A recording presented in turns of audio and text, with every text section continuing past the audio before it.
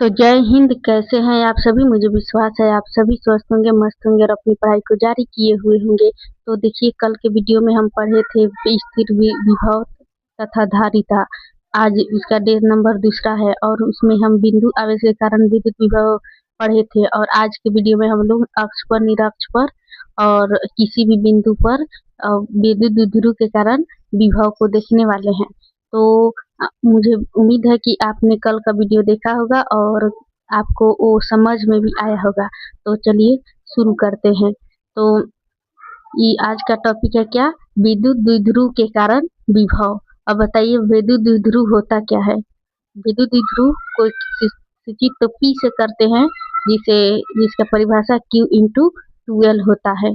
और जिसका परिभाषा ये भी होता है कि समान परिमाण परंतु विपरीत प्रकृति के आवेश 2L दूरी पर स्थित हो तो उनके गुणनफल को विद्युत द्विध्रुव कहते हैं। इनकी समान परिमाण वाले आवेश Q और उनके बीच की दूरी 2L, उसके गुणनफल को विद्युत द्विध्रुव कहते हैं। तो जैसे समान परिमाण वाले दो आवेश ले लिए और प्रकृति कैसी होनी चाहिए? विपरीत होनी चाहिए। तो दो आवेश ले लेते हैं और उनके बीच की दूरी 2L, मतलब आवेश का परिमाण समान होना चाहिए और उनके बीच की दूरी 2L होती है। तो 2L और किसी एक आवेश का परिमाण के गुणनफल को विद्युत द्विध्रुव कहते हैं। तो जैसे E हो गया और इनके बीच की दूरी 2L हो गया, और इस अगर केंद्र O माने तो Q से O की दूरी L होगी और एक और दूरी L होगी, दोनों मिलकर 2L होगी। और द्विध्रुव को P से सूचित किया जाता है, तो जिसे Q इंटू 2L लिख सकते हैं। तो ये तो आपने चैप्टर 1 में पढ़ा ही होगा। तो इसे डिलीट करते हैं। और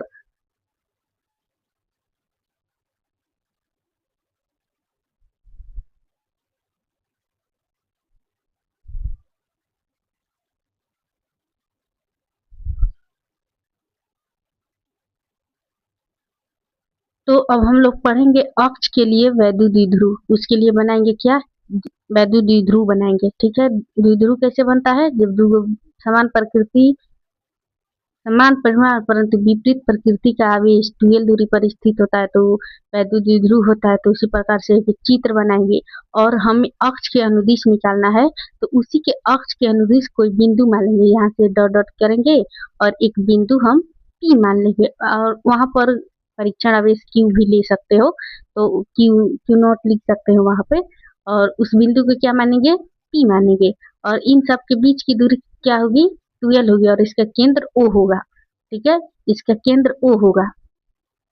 द्विध्रुव की लंबाई तो 2L होगी, लेकिन उसका केंद्र से जहां जहां तक निकालना होता है, मतलब हमको O से केंद्र P तक निकालना है, तो इसलिए वहां तक की दूरी R मानेंगे। पहले केंद्र, दोनों द्विध्रुव के बीच की दूरी L मान लेंगे और वो संपूर्ण लंबाई 2L हो जाएगी।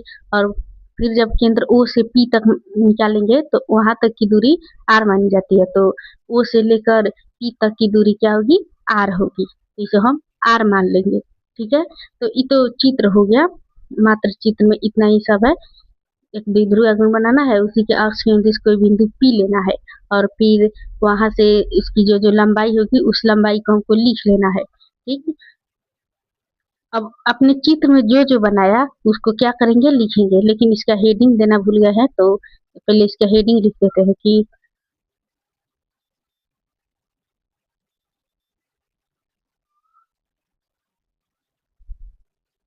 विद्युत द्विध्रुव के कारण अक्षीय स्थिति पर विद्युत विभव। अक्षीय स्थिति बोले या अक्ष पर, सब तो एक ही होता है।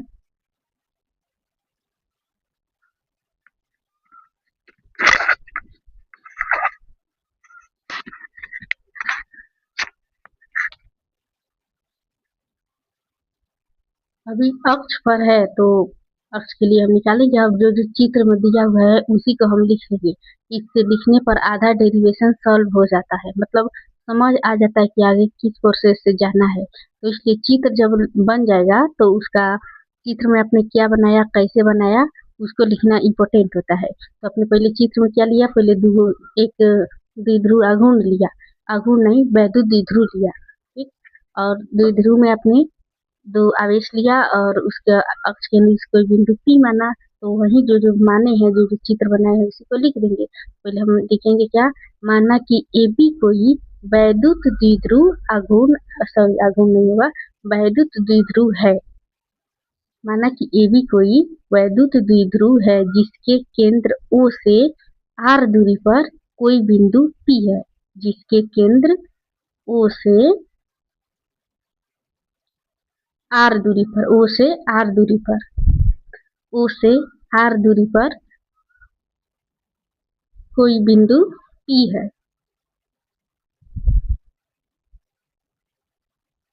कोई बिंदु P है।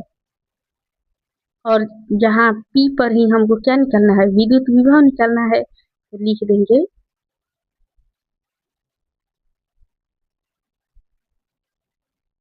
जहाँ विद्युत विभव ज्ञात करना है, जहाँ विद्युत विभव ज्ञात करना है। ये तो हो गया। अपने चित्र को कैसे कैसे बनाया उसको आपने लिख दिया। ये लिखना भी बहुत आसान होता है, जो जैसा चित्र बना है उसी को छाप देना है, सिंपल। अब हमको क्या करना है, बिंदु आवेश के कारण विभव को लेना है। इसके कारण बिंदु आवेश के कारण, क्योंकि पिछले वीडियो में हम लोग पढ़े थे बिंदु आवेश के कारण विभव की दो विधि, एक सिंपल विधि पढ़ते, एक समाकलन विधि पढ़ते। तो वही विधि, वही फॉर्मूला इसमें भी लागू किया जाएगा।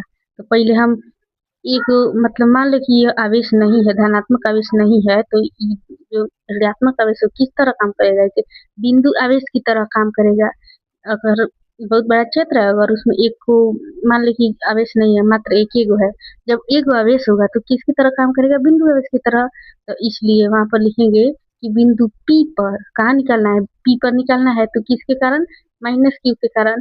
तो बिंदु P पर माइनस Q मतलब ऋणात्मक आवेश के कारण विभव पहले निकालेंगे। बिंदु P पर ऋणात्मक आवेश के कारण विभव, या फिर हम इसको A भी लिख सकते हैं। क्या लिख सकते हैं, A, क्योंकि वहां पर हम द्विध्रुव को A भी माने हैं, या माइनस Q भी लिख सकते हैं, या V1 भी लिख सकते हैं। ये मतलब कोई भी लिख सकते हो, कोई दिक्कत नहीं होगा। तो यहाँ पर A लिख देंगे फिर भी ठीक, माइनस Q लिखेंगे फिर भी ठीक, 1 लिखेंगे फिर भी ठीक। तो यहाँ पर मान लो A लिख देते हैं।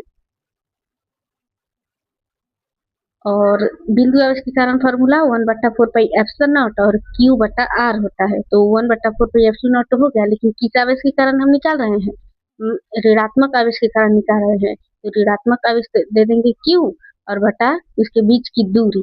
अब बताओ A से लेकर P तक की दूरी कितनी है, A से P तक की दूरी ये तो नहीं मालूम है, लेकिन केंद्र O से P तक की दूरी क्या है ये मालूम है। केंद्र O से P तक की दूरी R है और A से O तक की दूरी L है। तो क्या करेंगे, इन A से लेकर P तक की दूरी को दोनों में जोड़ देंगे, यानी इनके बीच की दूरी L है और O से P तक की दूरी R है, तो यानी L प्लस R, यानी R प्लस L है, L प्लस R, तो एक ही हुआ, कोई अलग थोड़ा ना हुआ। तो इसी को हम लोग जोड़ के तो लिख सकते हैं। तो इसलिए इनके बीच की दूरी क्या हो जाएगी, L प्लस R या फिर R प्लस L। और इसको हम मान लेंगे क्या, समीकरण नंबर फर्स्ट, इसके समीकरण 1 मान लेंगे। ठीक उसी प्रकार से अब धनात्मक आवेश के कारण हमको विद्युत विभव ज्ञात करना है, तो सेम वही लाइन दोहराएंगे कि बिंदु P पर प्लस Q आवेश के कारण विभव,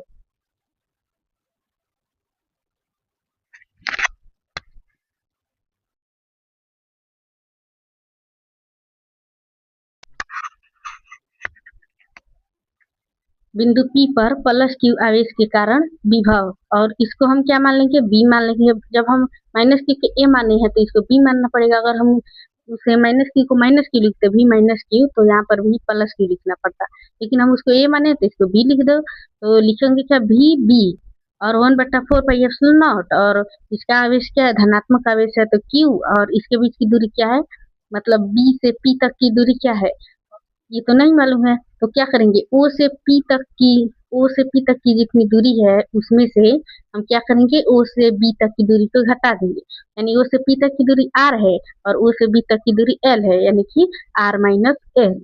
बड़ी दूरी में से छोटी दूरी को घटा देंगे तो बची हुई B से P तक की दूरी है वो क्या हुई, निकल जाएगी। तो इसको क्या करेंगे, R माइनस L करेंगे। तो बिंदु P पर धनात्मक आवेश के कारण विभव जो निकला है क्या हुआ है, R माइनस L। इसको माने समीकरण नंबर 2। अब देखो कि विद्युत विभव क्या है, एक अदिश राशि है, ये तो सबको पता है। विद्युत विभव एक अदिश राशि है, और अदिश राशि में जो होती है कि इसमें वेक्टर का तो लोलकता नहीं है, इसमें इसमें बीजगणितीय योग नियम का पालन हुआ। जब बहुत सारे विभवों को जब ज्ञात किया जाता है, मतलब उसका परिणाम ही निकाला जाता है, तो सभी का योग किया जाता है, उसके बीजगणितीय योग किया जाता है और इन सब से सभी विभव के मान को उसमें जोड़ दिया जाता है। तो जब बिंदु P पर हम निकालेंगे तो इसे पहले थोड़ा सा इसके बारे में लिख देंगे कि क्या क्या है। तो सबसे पहले विद्युत विभव तो है एक अदिश राशि, ये तो मालूम है। तो वही अदिश राशि को हम क्या करेंगे, इसमें लिखेंगे।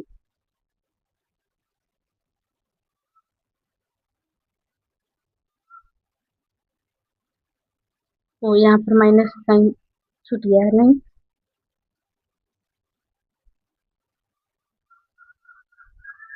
अभी अदिश राशि है, तो अब हम लिखेंगे क्या, विद्युत विभव एक अदिश राशि है। विद्युत विभव अदिश राशि है। जो राशि है वो राशि को लिखो कि विद्युत विभव क्या है, अदिश राशि है।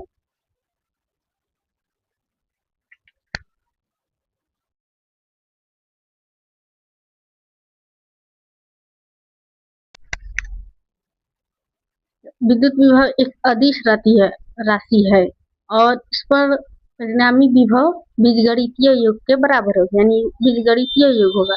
बीजगणितीय माने सभी को जोड़ देना, वही बीजगणितीय योग होता है। तो विभव मतलब विद्युत विभव एक अदिश राशि है, अतः बिंदु P पर परिणामी विभव VA और VB के योग बीजगणितीय योग होगा। मतलब एक बड़ा विभव ज्ञात करना है तो जितना भी छोटा छोटा विभव होगा सभी को ऐड करना पड़ेगा, जोड़ना पड़ेगा। तो पहला विभव VA है और दूसरा विभव VB है, तो इसलिए VA तथा VB के बीजगणितीय योग होगा। ठीक, तो अब इसको हम बड़ा वाला भी मानेंगे, क्या मानेंगे, बड़ा भी, और छोटा छोटा भी का बीजगणितीय योग होगा। तो बड़ा भी हो गया, फिर VA प्लस VB करेंगे, तो VA प्लस VB। अब समीकरण 1-2 में VA और VB का मान को रख देंगे। समीकरण 1 से VA का मान और समीकरण 2 से VB का मान। तो समीकरण VA का मान 1/4πε0 और minus Q R plus L, इसको भी लिख सकते हो R प्लस L। और फिर VB का मान कितना है, 1/4πε0 प्लस क्यू, और इसके बीच की दूरी R माइनस L है।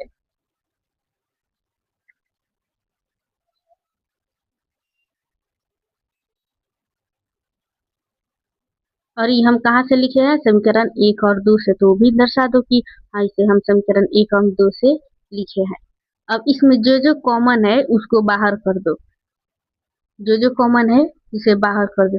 और एक और चीज, गणित में एक नियम पढ़ोगे, क्रम विनिमय का नियम, जिसमें इधर से उधर अगर हम जोड़ेंगे तो कोई प्रभाव नहीं पड़ेगा, मतलब मान बराबर ही होता है। ठीक उसी प्रकार से इसमें भी कर दो। अब माइनस वाला को बाद में कर दो और प्लस वाला को इधर कर दो, तो मान भी बराबर ही आएगा। तो 1/4πε0 और Q1R माइनस L को पहले लिख दो और माइनस वाला को बाद में लिख दो, यहाँ पर माइनस साइन लगा दो, 1/4πε0 और Q/R प्लस L, इसको भी लिख दो।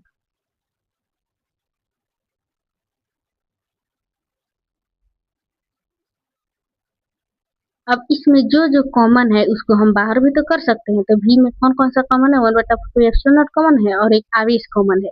तो ये तीनों को बाहर निकालो, जो जो बचा है उसको कोठरी में बंद करो। तो 1/4πε0 और Q बाहर निकल जाएगा, कॉमन ले लेंगे, और 1/R माइनस L और फिर माइनस 1/R प्लस L, ये लिख देंगे। अब इसके बाद बीजगणितीय फॉर्मूला लगेगा, मतलब ए प्लस बी का होल स्क्वायर जिस प्रकार से होता है उस प्रकार से ये। तो इसमें ए माइनस बी और ए प्लस बी, ये वाला फॉर्मूला लगेगा इसमें, मतलब इसमें। तो 1/4πε0 क्यू और कोठरी में बंद करो, और जिस प्रकार से भिन्न का जोड़ हम लोग बनाते हैं, मतलब भिन्न का जोड़ घटा होता है, उसी प्रकार इसमें बनाया जाता है। और इसमें बीजगणितीय फॉर्मूला तो ये अलग होगा, वो A minus B A plus B equal to A square minus B square, मतलब इसी फॉर्मेट में जाएगा। और इसको भिन्न का जोड़ जैसा पहले बनाओ। तो हर का क्या किया जाता है, गुणा कर लिया जाता है। अगर अलग अलग हर हो तो हर हरों का गुणा कर लिया जाता है, और हर में परिणामी गुणन से भाग दिया जाता है। कई तो छोटा टॉपिक है, 5वां क्लास का टॉपिक है भिन्न का जो। तो भिन्न के जोड़ जैसा बनाएंगे और इसमें जब जिसके साथ गुना किया जाता है और पहली वाले के साथ हम भाग देंगे, आर माइनस एल का हर में जो गुणा किया है उससे हम भाग देंगे। जब भाग देंगे तो आर माइनस एल कट जाएगा और आर प्लस एल बच जाएगा और वहीं क्या हो जाएगा, एक से गुणा हो जाएगा, वही गुणा हो जाएगा तो वहां पर हम लिख देंगे आर प्लस एल। कौन सा साइन है, माइनस का साइन है, तो यहाँ पर कौन सा साइन लगाएंगे, माइनस का साइन। फिर उसी प्रकार से दूसरे वाले में भाग लगाएंगे जिससे आर प्लस एल वाला कैंसिल आउट हो जाएगा और बचेगा क्या, आर माइनस एल। और जो बच जाता है वो अंश के साथ गुना हो जाता है। तो अंश में एक है तो इसलिए एक के साथ गुना होगा, अगर वहां पर दो रहता तो यहाँ पर दो से गुना होता, अगर वहां पर कुछ नहीं रहता तो वहाँ कुछ नहीं से गुना होता। कुछ भी मैंने एक है तो इसलिए वहां एक से गुना होगा, आर माइनस एल लिखेंगे। ठीक है, अब क्या करेंगे, इसे हम तोड़ देंगे, मतलब R minus R plus L और आर माइनस एल है, इसको कोष्ठ से बाहर निकालो। तो पहले v बराबर 1/4 पाई एप्सिलॉन नॉट क्यू और आर प्लस एल, मतलब आर प्लस एल, ये तो कोठी से बाहर निकाल रहे थे, आर प्लस एल माइनस से माइनस में आर से गुना होगा तो माइनस आर और माइनस एल से गुना होगा तो प्लस एल हो जाएगा। और फिर बीजगणितीय फॉर्मूला इसमें लगाएंगे, R square minus L square. अब देखो आर से आर कैंसिल आउट हो जाएगा, क्यों, क्योंकि धनात्मक है, समान परिमाण का है और ये तो कैंसिल हो जाएगा। फिर एक एक एल है और एक और एल है, दोनों एल मिलकर 2l हो जाएगा। तो v बराबर 1/4 पाई एप्सिलॉन नॉट क्यू और 2l लिखेंगे, क्या लिखेंगे, 2l और R square minus L square. यहाँ तक क्या हुआ, अक्षीय स्थिति में विद्युत विभव निकल गया। फिर इसको और भी बढ़ाओ, इसे q इंटू 2l किसका होता है, विद्युत द्विध्रुव का होता है। हमको निकालना है क्या, विद्युत द्विध्रुव के कारण, इसलिए हमें वहां पर p लिखना पड़ेगा। 1/4 पाई एप्सिलॉन नॉट और q इंटू 2l किसका मान है, p का, और R square minus L square. यहाँ तक भी आप लोग लिख सकते हो तो कोई दिक्कत नहीं होगा। लेकिन और थोड़ा बढ़ जाओ,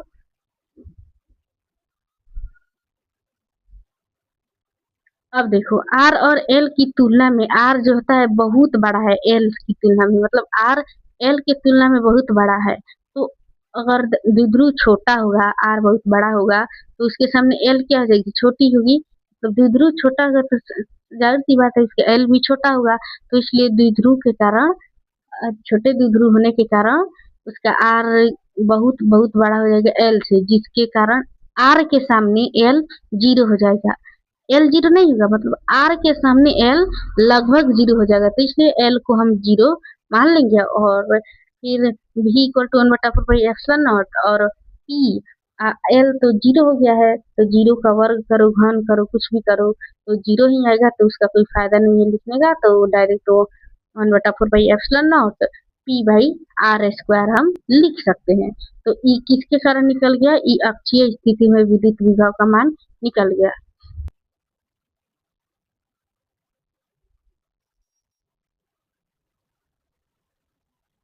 तो हम लिख सकते हैं कि यह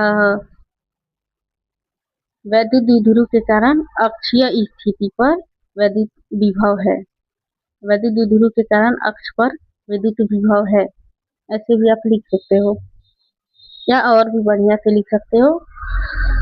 हम तो फास्ट लिखे हैं। तो वैद्युत द्विध्रुव के कारण अक्ष पर विद्युत विभव का व्यंजक है, ये जो देखो ये किसके कारण व्यंजक है, अक्ष पर विद्युत द्विध्रुव के कारण अक्ष पर विभव है। तो क्या हुआ था इसमें, सबसे पहले हम द्विध्रुव लिए थे और उसके अक्ष के अनुदिश हम कोई बिंदु P माने थे और उस बिंदु P को माने थे, तो उसकी ओस केंद्र O से दूरी r थी, फिर उनके द्विध्रुव के बीच की लंबाई 12 थी और उसके कारण पहले हम माइनस क्यू के कारण विभव निकाले, उसके बाद प्लस क्यू के कारण विभव निकाले और इन सब का बीजगणितीय योग किए। जब इसका परिणामी विभव जब ज्ञात किए तो इसका बीजगणितीय योग किए और योग किए तो V1 में VA और VB को ऐड किया गया। जब ऐड किया गया तो ऐसे हल करने पर V equal to 1/4 pi epsilon naught P बटा आर स्क्वायर आया, और जो क्या है वैद्युत द्विध्रुव के कारण अक्ष पर वैद्युत विभव का व्यंजक है। अब हम निकालेंगे क्या, इसके लंबवत स्थिति में विद्युत विभव। अब निकालेंगे वैद्युत द्विध्रुव के कारण निरक्ष पर या लंबवत स्थिति में या tan b स्थिति में विद्युत विभव। वो तो था, वो किस स्थिति में था, वो अक्ष के अनुदिश था, जो द्विध्रुव आघूर्ण था उसी के अनुदिश बिंदु P माने थे, और वो अक्ष के कारण था। अब निकालेंगे क्या, लंबवत स्थिति में, निरक्षीय स्थिति या tan b स्थिति भी कह सकते हैं। तो इसके लिए सबसे पहले वही चीज पहले क्या करेंगे, हम द्विध्रुव बनाएंगे। द्विध्रुव में क्या होता है, समान परिमाण परंतु विपरीत प्रकृति का आवेश ट्वेल्व दूरी पर स्थित होता है, जिसे द्विध्रुव आघूर्ण कहते हैं। तो दो आवेश बनाएंगे, प्रकृति क्या होगी, उसकी समान होगी, और उसका केंद्र क्या होगा, O होगा, और उनके बीच की दूरी L होगी, और दोनों द्विध्रुव के बीच की लंबाई 12 होगी। तो केंद्र को माने, अगर केंद्र अगर लिखेंगे तो L को दो भाग में बांट देता है, जिसके कारण वह L हो जाता है। फिर हमको अब निकालना है लंबवत स्थिति पर, तो हमें बिंदु P कब मानना होगा, उसके लंबवत स्थिति पर ही मानना होगा। इसके सीधे 90 डिग्री पर मानना पड़ेगा।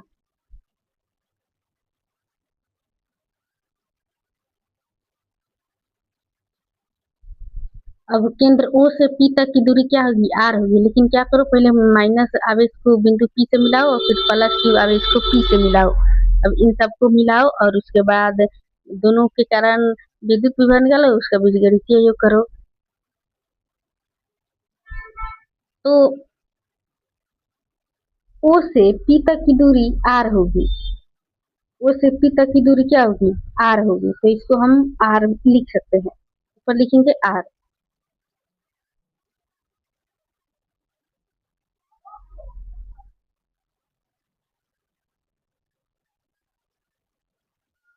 अब इस चित्र में आपने क्या क्या बनाया है उसको लिखना पड़ेगा। यहाँ साफ नहीं दिख रहा है शायद।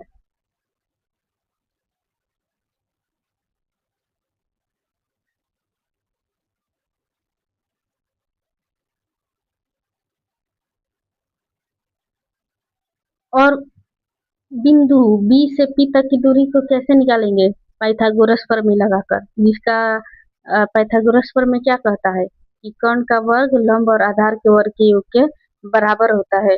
तो उसी आधार पर हम लोग उसका मतलब B से P तक की दूरी को हम निकाले हैं। तो पहले इसमें हम क्या क्या बनाए हैं, चित्र को कैसे बनाए हैं उसको लिखो। तो पहले हम लोग द्विध्रुव आघूर्ण माने हैं, और उसका के उससे O से R दूरी पर बिंदु P माने हैं, तो वही लिखेंगे कि माना कि AB कोई वैद्युत द्विध्रुव है, AB कोई वैद्युत द्विध्रुव है जिसके केंद्र O से R दूरी पर, O से R दूरी पर कोई बिंदु R दूरी पर कोई बिंदु P है।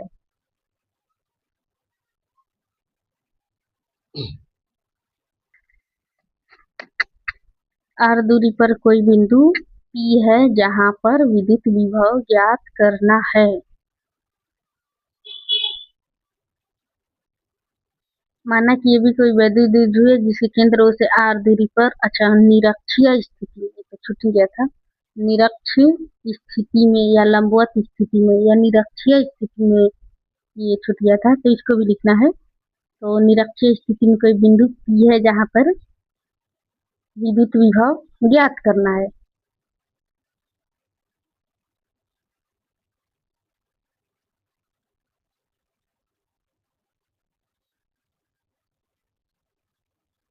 अब हमें क्या करना पड़ेगा, दोनों को बिंदु आवेश मानकर उनके कारण विद्युत विभव निकालेंगे और बीजगणितीय योग कर देंगे। तो बिंदु P पर किसके कारण, Q आवेश के कारण, बिंदु P पर Q आवेश के कारण, Q आवेश के कारण विभव, विद्युत विभव।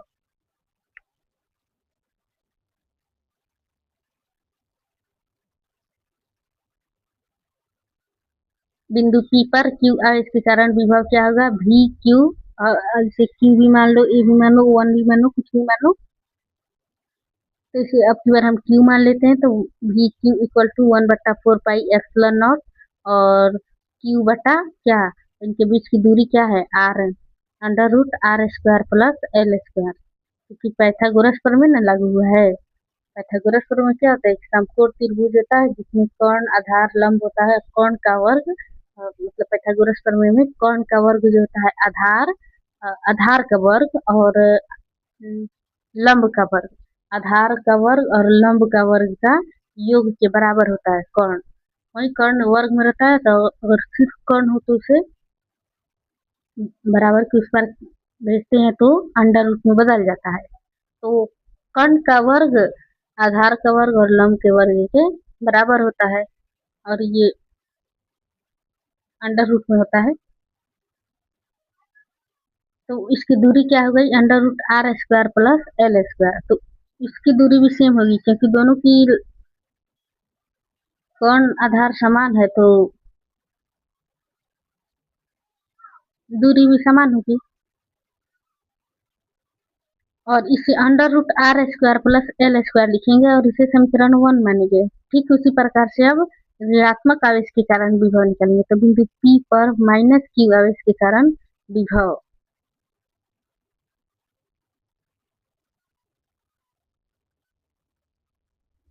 बिंदु P पर माइनस Q आवेश के कारण विभव, इसमें क्या होगा V और माइनस Q लगेगा,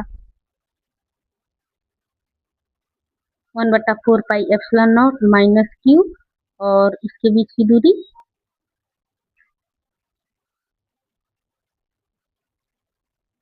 under root R square plus L square, और इसको भी माने समीकरण नंबर 2। अब क्या है, अब इसके माइनस साइन को पहले लगा दो तो भी ठीक ही रहेगा।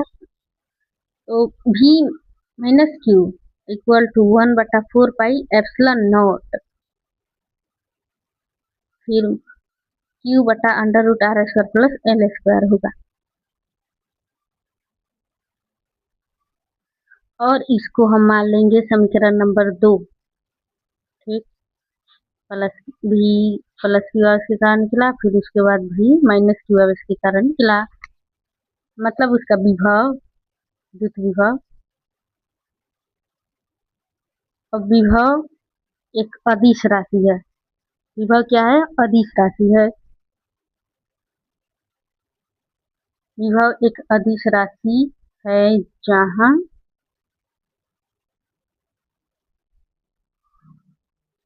यहाँ परिणामी विभव क्या होगा, यहाँ परिणामी विभव जहाँ परिणामी विभव P पर बीजगणितीय योग होगा।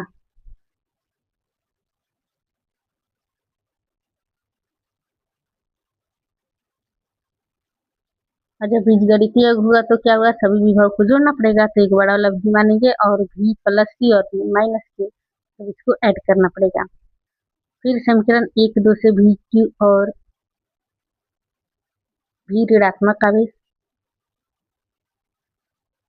का मान लिख देंगे। तो 1/4 pi epsilon not Q under root R square plus L square, फिर प्लस का साइन होगा और माइनस Q आवेश के कारण विभव क्या है, minus 1/4 pi epsilon not Q बटा under root R square plus L square, under root R square plus L square है। अब इसमें क्या होगा कि प्लस का गुना माइनस से होता है तो क्या होता है, माइनस होता है। तो वहीं V equal to 1/4 pi epsilon not Q बटा under root R square plus L square लिखिए।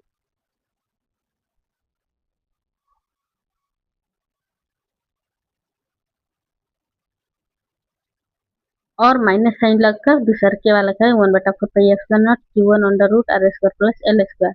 दोनों का आवेश भी समान है, दोनों की दूरी भी समान है, जब समान समान चीज घटेगा तो शून्य हो जाएगा, अब इसकी बात है। तो दोनों घट गया तो हो गया क्या, शून्य। तो इसमें हम लिख सकते हैं क्या कि वैद्युत द्विध्रुव के कारण अक्ष या लंबवत या tan भी स्थिति पर क्या होता है कि वैद्युत विभव का मान शून्य होता है।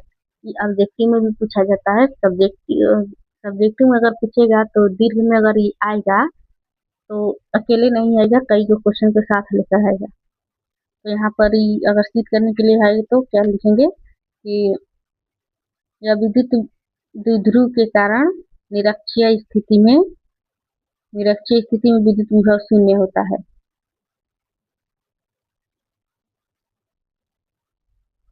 विद्युत विभव शून्य होता है।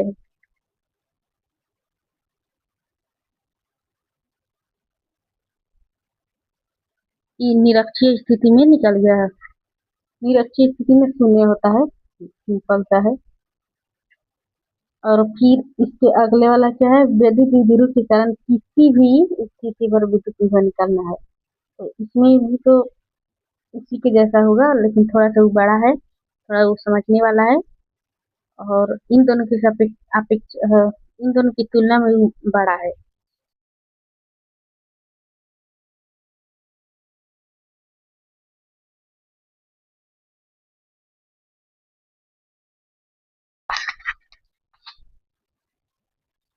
वैद्युत द्विध्रुव के कारण किसी भी बिंदु पर स्थित विद्युत विभव के लिए व्यंजक अब हम लोग निकालने वाले हैं। तो ये थोड़ा गड़बड़ हो गया। वैद्युत द्विध्रुव के कारण किसी भी बिंदु पर स्थिति बिंदु पर विद्युत विभव, हाँ वही लिख रहे कि वैद्युत द्विध्रुव के कारण किसी भी बिंदु पर विद्युत विभव का व्यंजक पहले निकाले थे अक्ष के लिए, दूसरा निकाले थे लंबवत स्थिति के लिए, अब तीसरा निकाल रहे हैं किसी भी बिंदु के लिए। और ये थोड़ा बड़ा है दोनों से। अब किसके कारण निकालना है, वैद्युत द्विध्रुव के कारण। तो बनाना क्या पड़ेगा हम लोग को, वैद्युत द्विध्रुव। उसके लिए समान परिमाण परंतु विपरीत प्रकृति का लेंगे आवेश दुगो। ठीक है, एक आवेश ले लिए धनात्मक आवेश, एक ले लिए ऋणात्मक आवेश, और इनके बीच रेखा जिसका केंद्र होगा O, जिसका केंद्र क्या होगा, O होगा। अब इधर कोई बिंदु मान लेंगे, क्योंकि किसी भी बिंदु के लिए ना निकाल रहे हैं तो इसलिए कहीं भी मानना पड़ेगा। उसको अक्ष पर या फिर लंबवत स्थिति में हम लोग को नहीं मानना है, हमको लोग को किसी भी बिंदु के लिए मानना है। तो इसलिए इसका बिंदु P जो मानेंगे ना अक्ष पर रहेगा ना निरक्ष पर रहेगा, कहाँ रहेगा, कहीं और किसी भी कोने पर। तो इधर बिंदु P है और इसका केंद्र O है। और केंद्र O से P तक की दूरी क्या मानी जाती है, R मानी जाती है। तो केंद्र O से P तक की दूरी क्या होगी, R होगी। और लंबवत स्थिति में क्या था, लंब पर था, और वहीं अक्षीय स्थिति में अक्ष के अनुदिश था। लेकिन इसमें किसी बिंदु पर माने हैं तो कहीं भी बिंदु P मानो, और वहां से O से केंद्र पर मिलाएंगे तो कौन सी दूरी होगी, R दूरी होगी। फिर Q आवेश को P से मिलाएंगे तो R1 हो जाएगी, और Q आवेश को धनात्मक आवेश को P से मिलाएंगे तो ये R2 हो जाएगी। ये क्या हो जाएगी, R2 हो जाएगी। और इसके बीच की दूरी तो 12 होगी। अब हम लोग को क्या करना है कि इसमें दूरी को बराबर करना है। बराबर करने के लिए किसी भी त्रिभुज हो और चतुर्भुज हो, और इसमें अगर हम लंब डाल देते हैं तो भुजाएं बराबर हो जाती है। तो इसलिए हम बिंदु O से P तक लंब डालेंगे और इसे कुछ नाम दे देंगे C। जिससे क्या होगा कि PC और PB दोनों क्या आ जाएगी, बराबर हो जाएगी। फिर अब हम लोग क्या करेंगे कि A से P तक की दूरी है वो लंबी है, तो अब हम लोग को बराबर करना है। तो इसके लिए हमको O से P तक की लंबाई को थोड़ा सा बढ़ाना पड़ेगा और उसी पर लंब खींचना पड़ेगा, और उसका बिंदु D है। तो हमने जो जो चित्र में बनाया है पहले उसको लिखना पड़ेगा, उसके बाद इस त्रिभुज पर बने पर चर्चा करेंगे। तो पहले क्या करेंगे, जो जो बनाए हैं उन सब के बारे में हम लोग लिखेंगे।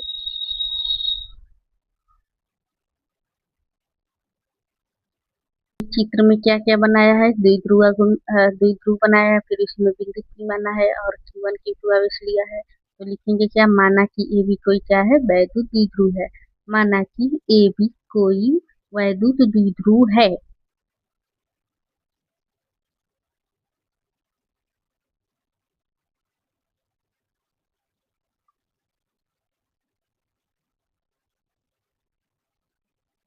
माना कि ए भी कोई वैद्युत द्विध्रुव है जिसके केंद्र O से जिसके केंद्र O से R दूरी पर कोई बिंदु P है। मतलब तीनों देख रहे हो, तीनों में एक लाइन सेम ही हो रहा है। O से R दूरी पर कोई बिंदु P है।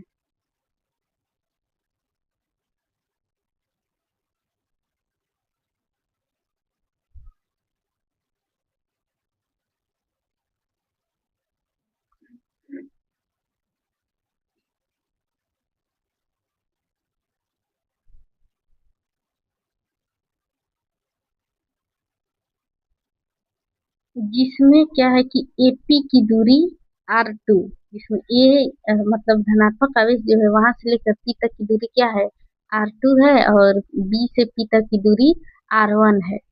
मतलब अपने अनुसार मान सकते हो।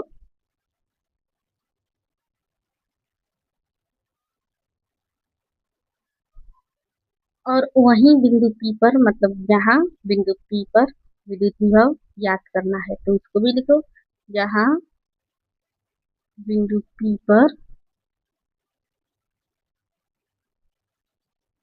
P पर विभव ज्ञात करना है।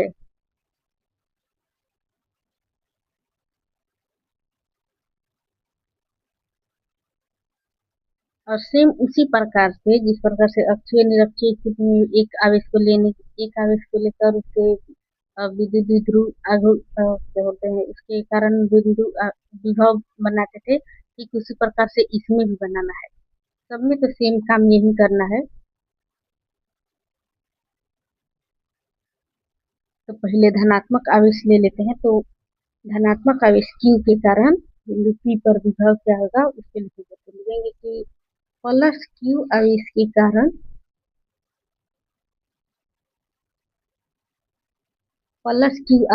कारण बिंदु P पर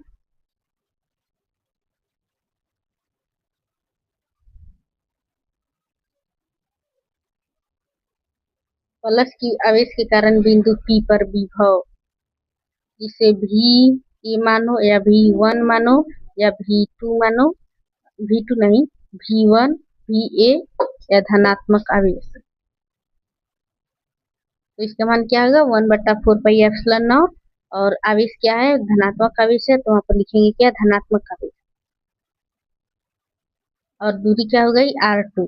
इसको हम दूरी R2 माने, इसलिए वहां पर R2 लिखना पड़ेगा। और फिर इसी प्रकार ऋणात्मक आवेश के कारण निकालना है। तो ऋणात्मक आवेश के कारण बिंदु P पर विभव क्या है, ऋणात्मक आवेश के कारण बिंदु P पर विभव VB होगा या V-Q होगा। तो VB इक्वल टू 1/4πε0, ये होगा -Q और R2, सॉरी R1 होगा, R1। और इसे समीकरण 1-2 मान लो। अब ई क्या है, अदिश राशि है। अदिश राशि में जब कई सारे आवेशों का जब हो, तो अगर इसका परिणामी निकालना हो तो बीजगणितीय योग लिखा जाता है। तो बिंदु P पर परिणामी विभव क्या होगा, बीजगणितीय योग के बराबर होगा। तो लिख देंगे डायरेक्ट बिंदु P पर परिणामी विभव। परिणामी विभव के लिए सभी बड़ा सा विभव में से छोटे छोटे विभव को जोड़ देंगे, तो बड़ा विभव भी मानेंगे, और VA इसको हम क्या कर सकते हैं, जोड़ सकते हैं। अब VA का मान कितना है वो लिखो, और VB का मान कितना है वो लिखो।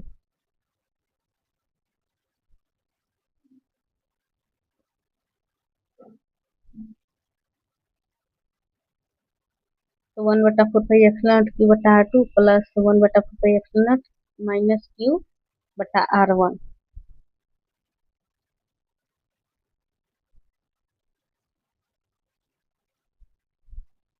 और माइनस साइन को इसमें लगा दो।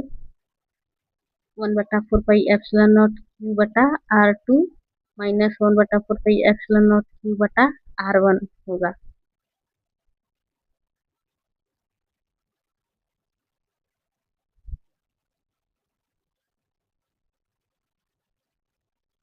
फिर 1/4πε0 और Q को कॉमन ले लेंगे, क्योंकि दोनों में सेम है, तो इसलिए हम इसको कॉमन भी ले सकते हैं।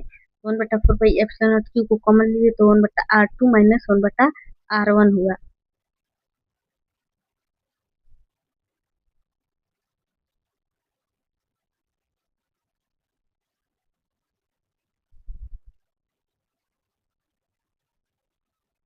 अब क्या करेंगे, इसे तो हम लंब खींचे हैं, तो जिस तरह से जिसके कारण यहाँ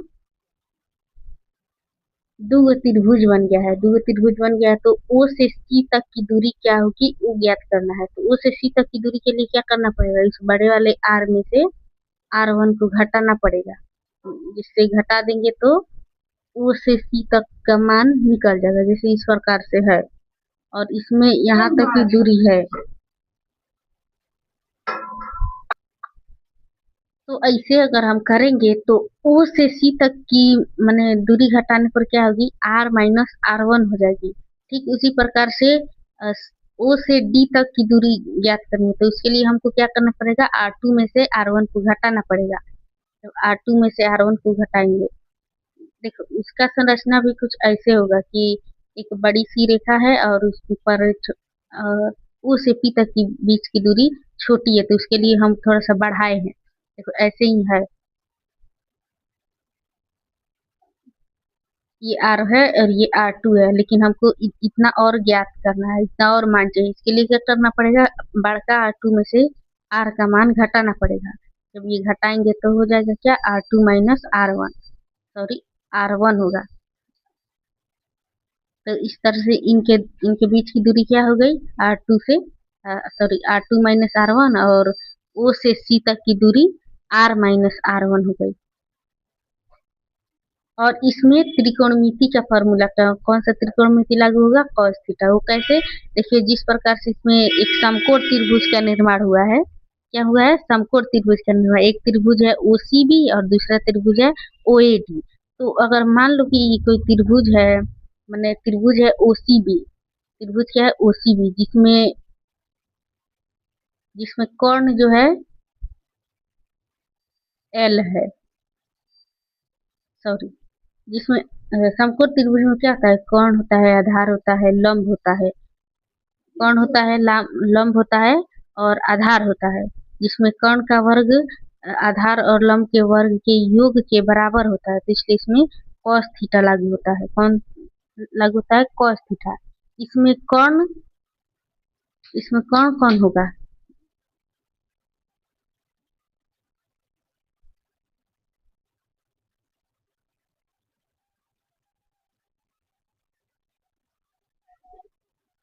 तो इसमें अगर दो त्रिभुज का निर्माण हुआ है तो एक त्रिभुज मानेंगे OCB, त्रिभुज OCB में क्या हुआ है, OCB त्रिभुज में ये हुआ है कि P से O तक जो रेखा है उस पर BC लंब है, मतलब BC लंब है किस पर, OP पर। तो लिखेंगे BC लंब, समकोण त्रिभुज OCB में BC लंब है किस पर, OP पर, OP रेखा पर है। तो अब इस पर त्रिकोणमिति लागू होता है। कौन सा त्रिकोणमिति लागू होगा, cos थीटा। cos थीटा क्या होता है, B/H, जिसमें B क्या है, R माइनस R1 है, और H क्या है, L है, H L है। तो अगर हम cos थीटा बराबर R माइनस R1 लिखे बटा L लिखे, तो L किसके साथ, cos के साथ गुना हो जाएगा, तो क्या हो जाएगा, L cos थीटा और R minus R1, L cos theta R minus R1 हो जाएगा। वहीं जब R1 का मान ज्ञात करेंगे तो जब हम R1 का मान ज्ञात करेंगे तो R इधर आएगा, R1 इधर आएगा, और फिर L cos थीटा उधर जगह तो ऋणात्मक बदल जाएगा, तो R minus L cos theta हो जाएगा। क्या हो जाएगा, R minus L cos theta, ये हो जाएगा क्या, R minus L cos theta. ठीक उसी प्रकार अब दूसरा त्रिभुज क्या है, OAD में, OAD त्रिभुज, अब इसमें दो समकोण त्रिभुज बना है ना, तो इसलिए यहाँ त्रिभुज OAD में क्या होगा, त्रिभुज OAD में भी cos थीटा ही लागू होगा, मतलब त्रिकोणमिति का cos थीटा ही लागू होगा, तो इसलिए इसमें भी लिखेंगे cos थीटा। और इसमें क्या हुआ है कि बिंदु O से P तक जो है इस पर लंब कौन सा है, AD लंब है, मतलब AD पर लंब है कौन, OP, ये लंब है। अब इसमें त्रिकोणमिति cos थीटा लागू होगा, तो इसमें cos थीटा B/H होता है, बेस बटा कर्ण, मतलब आधार बाई कर्ण होता है, तो आधार में L है, सॉरी आधार में एल है, आधार में R minus R two minus R है, कर्ण में एल है। ये देखना एक मिस्टेक हो जाता है। तो आर टू माइनस आर है और बट्टा में क्या है, एल है। और फिर एल का गुना कॉस के साथ करेंगे तो एल कॉस थीटा बराबर आर टू माइनस आर हो जाएगा। ये हो जाएगा। तो अब हमको आर टू का मान ज्ञात करना है, तो हमको आर को इधर भेजना पड़ेगा। इधर भेजेंगे तो क्या हो जाएगा, एल कॉस थीटा हो जाएगा। क्या, L cos theta R plus L cos theta हो जाएगा। आर टू बराबर L R plus L cos theta. अब क्या करेंगे, समीकरण 3 में रखेंगे इन सभी मान को, मतलब आर टू और आर वन जो मान आया उसको हम समीकरण 3 में रखेंगे। तो लिखेंगे क्या, समीकरण 3 में आर वन तथा आर टू का मान रखने पर, समीकरण 3 में आर वन तथा आर टू का मान रखने पर। अब इसमें v बराबर क्या है, 1/4π/क्यू और 1 minus R one minus R two आया है। तो इसमें हम आर वन और आर टू का मान को रख देंगे। तो इक्वल टू 1/4πε0 और क्यू बटा 1/r1 माइनस आर टू होगा।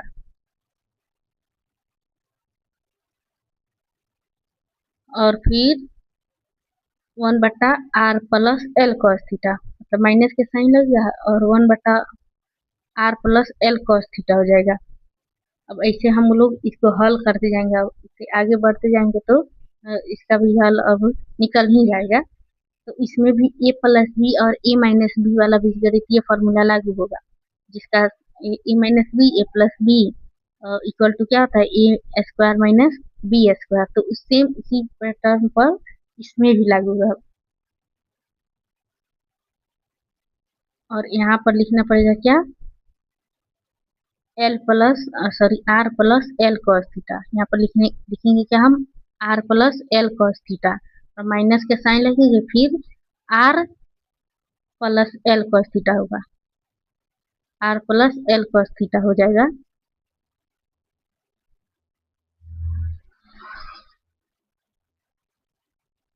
R plus L cos theta होगा। फिर क्या करेंगे, और हम आगे बढ़ेंगे तो v बराबर 1/4πε0 और आर से आर कैंसिल हो जाएगा और एक एल कॉस थीटा और एक एल कॉस थीटा, दोनों मिलकर 2l कॉस थीटा हो जाता है। तो इसको लिखेंगे क्या, v equal to 1/4πε0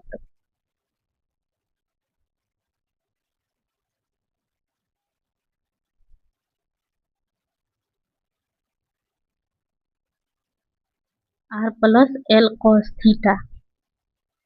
R plus L cos theta होगा, फिर माइनस आर होगा, माइनस आर फिर प्लस एल कॉस थीटा होगा। एल कॉस थीटा हो जाएगा।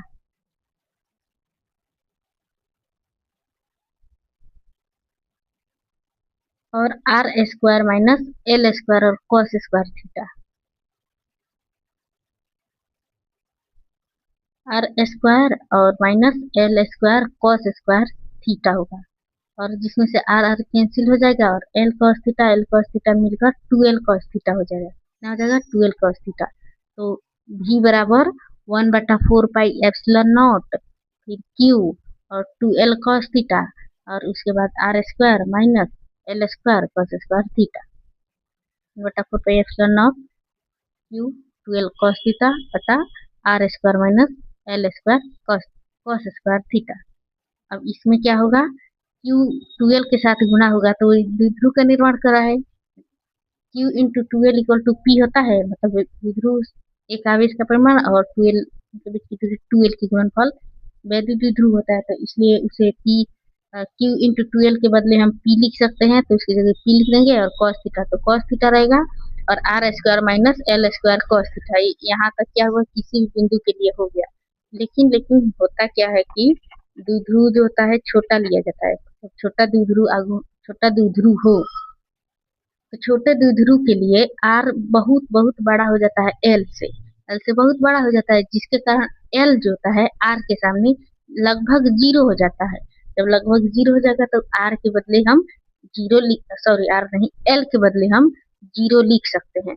जिस अब जीरो में किसी भी चीज से गुना करेंगे तो उसका मान भी क्या हो जाएगा, जीरो हो जाएगा।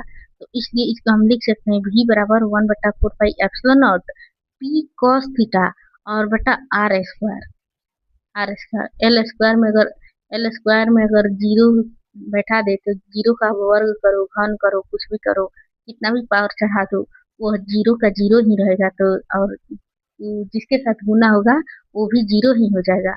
तो इसलिए v = 1/4 pi epsilon not P cos theta बटा आर स्क्वायर। और ये क्या है, किसी भी बिंदु मतलब किसी भी स्थिति के लिए विद्युत विभव है। तो लिखेंगे क्या, यह किसी भी बिंदु के लिए विभव का व्यंजक है, विभव का व्यंजक है। अब देखो इसे इन दोनों की तुलना करो चैप्टर 1 और चैप्टर 2 में। वैद्युत द्विध्रुव के कारण वैद्युत क्षेत्र की तीव्रता और वैद्युत विभव, इन सब की तुलना करोगे तो कंफ्यूजन नहीं होगा। ये दोनों कंफ्यूजन क्रिएट कर देता है, तो इसलिए कंफ्यूजिंग नहीं होना है। अगर वैद्युत द्विध्रुव के कारण वैद्युत क्षेत्र की तीव्रता क्या होती है, ई अक्षीय स्थिति में 1/4 पाई एप्सिलॉन नॉट और 2p/r³ होता है। क्या होता है, r³। वही विद्युत विभव में क्या होता है, भी अक्षीय। अगर हम भी अक्षीय निकालते हैं तो 1/4 पाई एप्सिलॉन होता है, p/r² होता है। इसमें विद्युत क्षेत्र की तीव्रता में r³ होता है और विभव में r² होता है। भी अक्षीय 1/4 पाई एप्सिलॉन नॉट p/r²। और फिर ई निरक्षीय में क्या होता है, ई निरक्षीय 1/4 पाई एप्सिलॉन नॉट p/r³। और भी निरक्षीय में जीरो होता है। भी निरक्षीय में क्या होता है, जीरो होता है।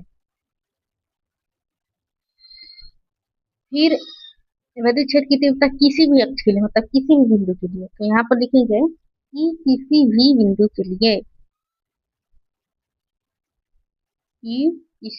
के लिए, तो 1/4 पाई एप्सिलॉन नॉट और p/r³ और √1+3 cos² थीटा होता है। 1+3 cos² थीटा होता है। सॉरी, हर में नहीं होता है ना, नहीं होता है हर में, या तो r³ होगा ना।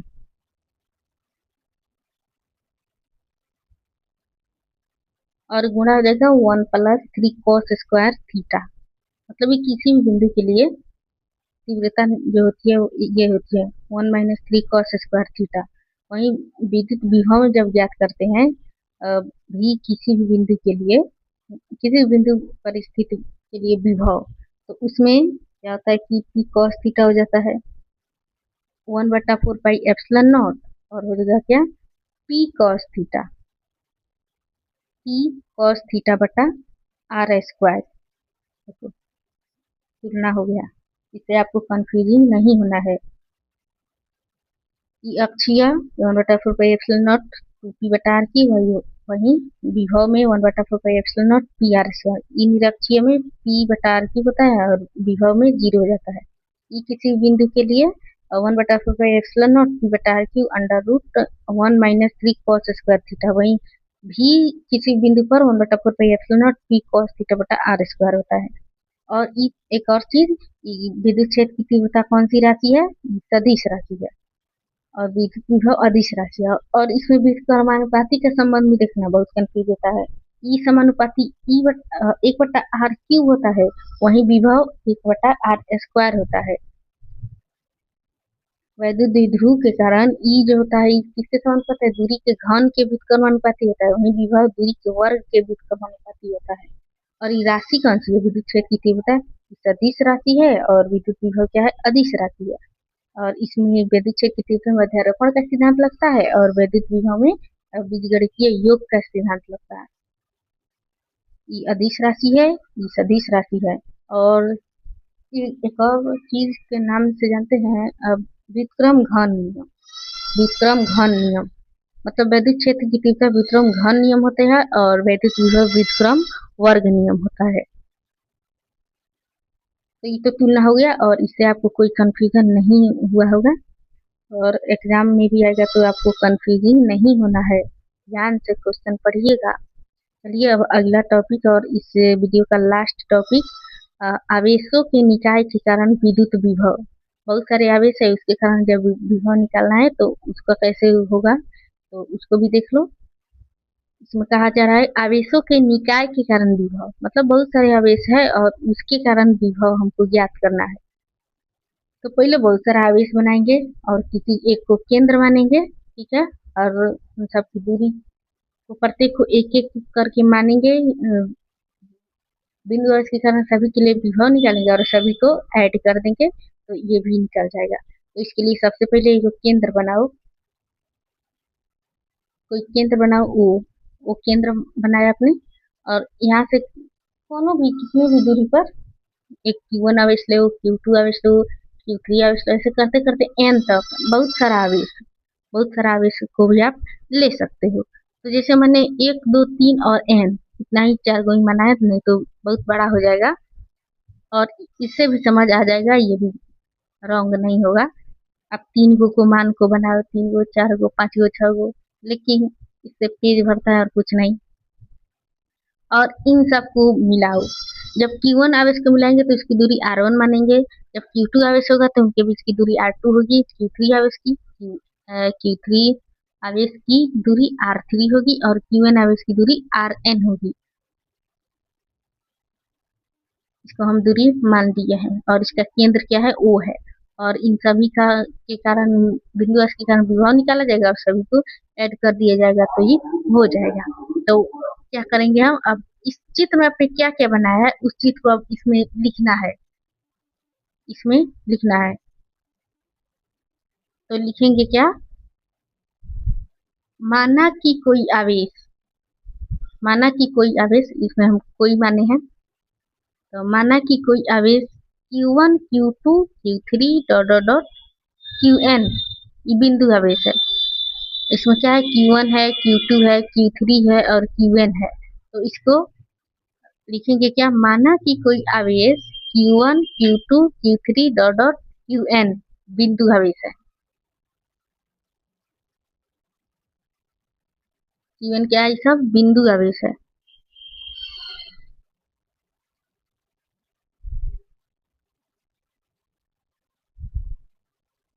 बिंदु आवेश है, बिंदु O। तो हमें बिंदु O पर मतलब क्या निकालना है, इन आवेशों के निकाय के कारण विद्युत विभव निकालना है, ठीक है।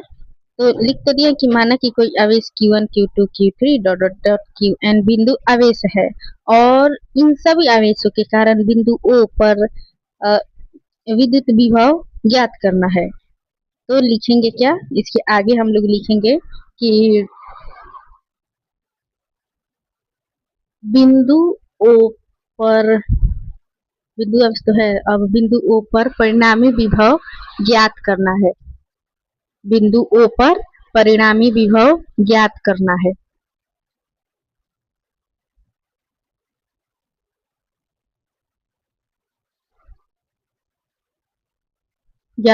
है।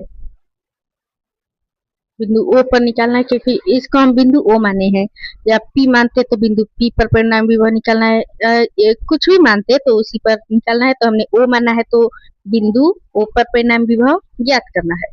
तो ये तो लिख दिया। अब क्या करना है, इसमें आगे अब इनमें तो कुछ दूरी भी तो है ना, मतलब केंद्र माने हैं तो वहां से दूरी भी तो है। तो इसमें क्रमशः आवेशों की दूरी क्या है, मतलब इसमें Q1 Q2 Q3 Qn आवेश है, तो इसमें आवेशों की दूरी क्या है, आवेशों की दूरी Q1 के लिए R1 है, Q2 के लिए R2 है और Q3 के लिए R3 है और Qn के लिए Rn है। तो इसमें क्रमशः उनकी दूरियां भी लिख देंगे। तो इसमें क्रमशः आवेशों की दूरी R1 R2 R3 और Rn है। यहाँ से चित्र में भी आप लोग देख सकते हो। फिर क्या करना है, अब हमको बिंदु O पर किसके लिए निकालना है, पहले जिस प्रकार से अक्षीय स्थिति में निरक्षीय स्थिति में विद्युत विभव निकाल रहे थे, तो पहले एक आवेश को मान रहे थे, एक आवेश के लिए भी बिंदु आवेश निकाल रहे थे, मतलब एक आवेश के लिए किसी बिंदु आवेश विभव निकाल रहे थे। तो ठीक उसी प्रकार बिंदु O पर Q1 आवेश के लिए विभव, Q1 आवेश के लिए विभव तो उसमें एक बिंदु आवेश की तरह कार्य करेगा, तो उसमें फार्मूला भी बिंदु आवेश का लगेगा। तो इसको हम Q1 अगर आवेश है, देखिए अगर आवेश को Q1 माने हैं, उसकी दूरी को R1 माने हैं, तो उसके विभव को भी 1 ही मान लेते हैं, V1। तो लिख देंगे क्या, V1 equal to 1/4 pi epsilon nought Q1 बटा R1 हो गया। और इसको मानो क्या, समीकरण नंबर 1, इसको समीकरण फर्स्ट मानो। ठीक इसी प्रकार से इन सभी आवेशों के लिए होगा, जिस प्रकार से Q1 आवेश के लिए हुआ उसी प्रकार से Q2 के लिए भी होगा, Q3 के लिए होगा, Q4 के लिए, या N तक ले है तो N का होगा। तो लिखेंगे इसी प्रकार बिंदु O पर, इसी प्रकार बिंदु O पर Q2 आवेश के कारण, बिंदु O पर Q2 आवेश के कारण विभव, बिंदु O पर Q2 आवेश के कारण विभव। अब Q2 आवेश के लिए निकाल रहे हैं, तो उसका विभव भी क्या मानेंगे, V2 मानेंगे। तो लिखेंगे क्या, V2 equal to 1/4 pi epsilon nought Q2 बटा R2, और इसको समीकरण 2। फिर Q3 के लिए तो V3 होगा, V3 equal to 1/4 pi epsilon nought Q3 बटा R3, और इसको माने समीकरण नंबर 3। ठीक उसी प्रकार से N के लिए होगा। इस तरह से मतलब अनेकों हो जाएगा। हम तो 3 गो ही न माने हैं, अगर आप 4 गो मान के बनाइएगा, 5 गो मान के बनाइएगा, तो आपको 5 का समीकरण निकालना होगा, लेकिन हम 3 तक माने हैं, तो हम लोग का समीकरण इतना ही हो जाएगा। फिर डॉट डॉट देंगे, और बिंदु O पर अब Qn आवेश के लिए निकालेंगे। किसके लिए निकालेंगे, Qn के लिए। तो लिखेंगे बिंदु O पर Qn आवेश के लिए विभव, Q1 आवेश के कारण विभव। तो सबका दूरी Rn माने, आवेश भी N ही माने, मतलब Qn माने, तो इसका विभव भी N मानेंगे, तो Vn विभव। तो Vn इक्वल टू क्या होगा, 1/4 पाई एप्सिलॉन नॉट और Qn बटा Rn, और ये समीकरण हुआ 4। अब क्या करेंगे, अब हमें बिंदु O पर परिणामी विभव निकालना है। क्योंकि विभव अदिश राशि है, तो इसमें परिणामी सभी बीजगणितीय योग के बराबर होगा। अगर ये सदिश होता तो अध्यारोपण का सिद्धांत लगता है, और बीजगणितीय, और चूंकि ये अदिश है तो इसमें बीजगणितीय नियम लगेगा। अब देखिए उसका अध्यारोपण और बीजगणितीय लगभग सेम ही होता है, तो लेकिन इसमें परिणामी विभव निकालना है। तो बिंदु O पर परिणामी विभव क्या होगा, सभी विभव का योग होगा, तो V बराबर V1 plus V2 plus V3 dot dot dot करके N तक, तो Vn हो जाएगा। और इन सब में समीकरणों के मान, मतलब समीकरण जो माने हैं उन सबसे उठाकर उसका मान रख देना। तो लिखेंगे क्या, समीकरण 1 2 3 4, मतलब हम लोग का समीकरण 4 को माने हैं, तो समीकरण 1 2 3 एवं 4 से।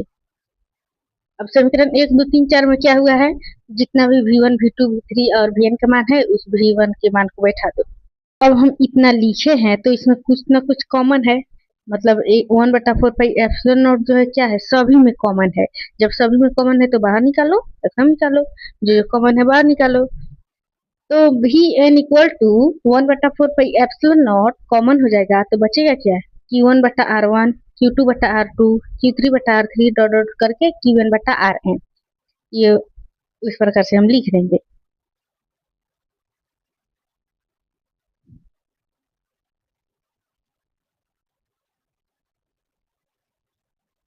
ये तो हो गया।